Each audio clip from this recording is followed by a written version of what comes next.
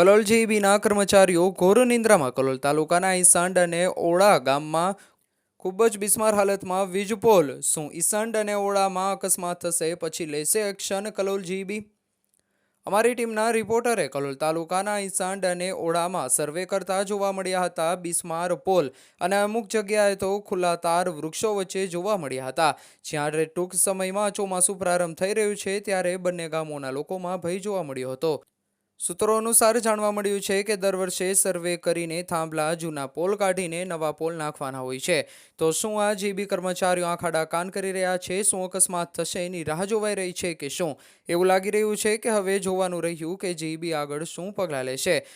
અને હાલ ઈસમ ગામમાં પૂરતા પ્રમાણમાં વીજ પુરવઠો મળી નથી રહ્યો અને ઓડા ગામના અડસેરિયા પરામાં વીજ તાર જારી ઝાખરામાં છે. તો ક્યારે થશે ટ્રી કટિંગ અને શું હવે જોઈશું જીઈબીનું શું થશે તે આગળની અપડેટ ન્યૂઝમાં મળશે. Bureau office, Gandhinagar. છેલ્લા કેટલાય સમયથી વીજળીનો પ્રોબ્લેમ રહે છે અમારા વાસમાં. ઘણી કમ્પ્લેનો કરી પણ કોઈ પણ જાતનો ઉકેલ આવતો નહીં. હજુ પંખાઓ, એસી તો ઠીક, પણ પંખા બરાબર ચાલતા નથી. એક બે ફ્રીજ અમારા વાસમાં ઉડી ગયા અમારા ઘરના. તો આના માટે કંઈક કરશે. વીજ જે વોલ્ટેજ આવવા જોઈએ પૂરા આવતા નથી અને એના લીધે અવારનવાર વીજળીના ઉપકરણો ખોટકાઈ જાય છે. અમારા 2-3 પંખા, પાણીની મોટર, ફ્રીજ આ ઘણું બધું ખોટકાઈ ગયું.